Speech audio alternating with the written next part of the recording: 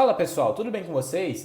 Mais um dia de Copa do Mundo, acabou as oitavas de final, vem aí as quartas. É a Copa se encerrando, são detalhes que a gente vai trazer. Marrocos se classificando de forma heróica, Portugal passando o rolo compressor contra a Suíça. Os duelos das quartas estão definidos e é só jogaço. Chega mais, eu sou o Luiz Eduardo, inscreva-se no canal e vamos juntos!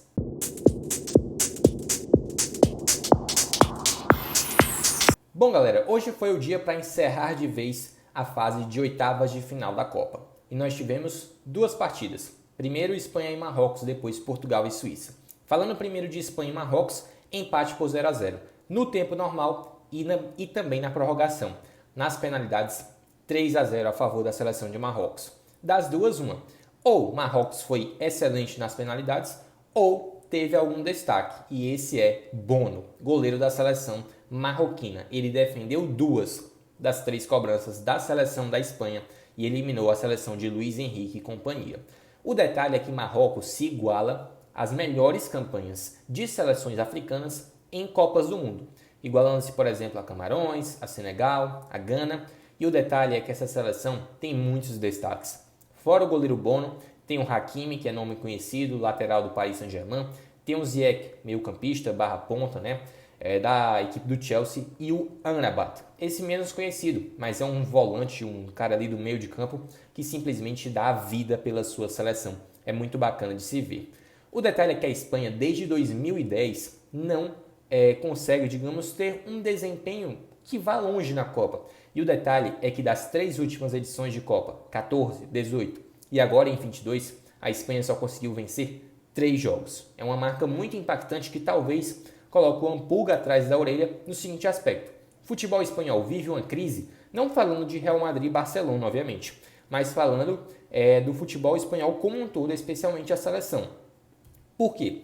A gente tem desde 2010 a ideia do tic-tac, do taca-tica, e essa ideia, querendo ou não, foi retomada em partes agora contra Marrocos.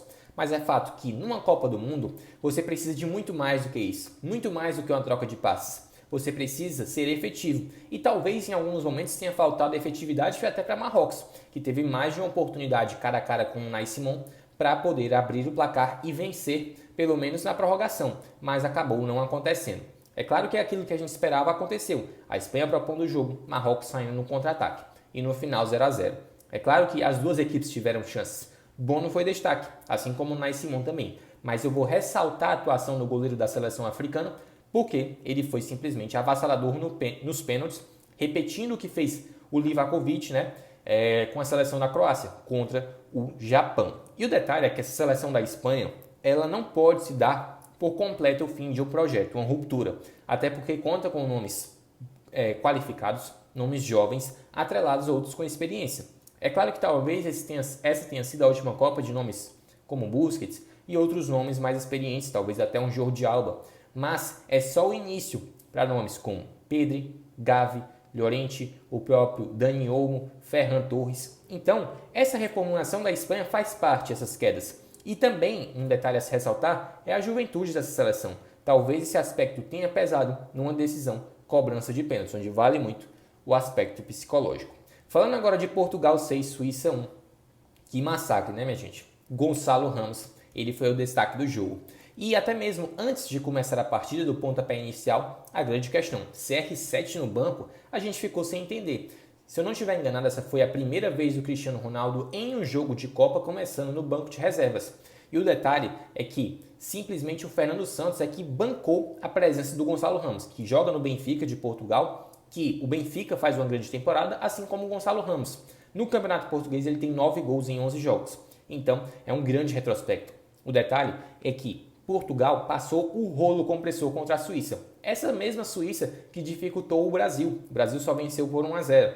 Portugal fez 6 a 1, 3 deles de Gonçalo Ramos. Detalhe é que esse foi apenas o primeiro hat-trick da Copa. Uma Copa diferente, uma Copa no Catar, em que realmente muitos jogadores conseguiram fazer 2 gols, mas ninguém o hat-trick, os 3 gols. E aí somente o Gonçalo Ramos é quem levou a bola para casa ainda nessa edição de Copa. O detalhe é que isso aconteceu só nas oitavas de final, então já próximo das quartas, se que era o último jogo, mas o atacante foi realmente decisivo. E as apostas de Fernando Santos deram muito certo. Otavinho entrou no lugar do Rubem Neves, que o Otavinho, para mim, ele joga demais. É titular dessa seleção. O Bruno Fernandes, mais uma vez, teve uma grande atuação e o Gonçalo Ramos foi o cara do jogo. Rafael Leão também entrou muito bem, fez um golaço e a Suíça é irreconhecível. Do ponto de vista defensivo, muitos erros e Portugal passou o rolo compressor. Duelo de quartas definido, né? Duelo de quartas de final, Portugal e Marrocos. O detalhe é que, de um lado, vai ter Ziyech Hakimi, do outro, Cristiano Ronaldo, Gonçalo Ramos, Bruno Fernandes, e vai ser um duelo para pegar fogo. Outros duelos, né, de quartas de finais já definidos são Croácia e Brasil, Argentina e Holanda, Inglaterra e França e agora Portugal e Marrocos. O detalhe é que vão ser jogos assim decisivos e para quem ama futebol vai ser só para apreciar. Destaco os favoritos e quem eu acho que vai passar.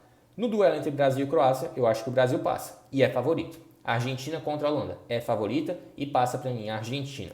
Em França e Inglaterra é o mais difícil de apontar um favorito, mas eu coloco por detalhes a França e para mim também a França vai avançar em Portugal e Marrocos. Duelo também de muito equilíbrio, esse Marrocos não pode ser menosprezado. Passou em primeiro num grupo que tinha Bélgica, Croácia e também o Canadá em primeiro, por sinal, e aí eliminou já a Espanha, então o Marrocos ganha força com certeza, mas Portugal é favorito e para mim também avança. E aí, sobre os jogos de hoje, o que é que tu tem a dizer? Comenta aí. E sobre também as quartas de final, já vamos projetar isso. A gente vai ter 2 dias de pausa. As quartas de final vão voltar. No caso, a Copa do Mundo volta na sexta-feira e no sábado com as decisões aí pelas quartas de final da Copa. Então, o que tu acha também sobre as quartas de final? Faz a tua projeção. Comenta aí, inscreva-se no canal e eu volto na próxima. Valeu!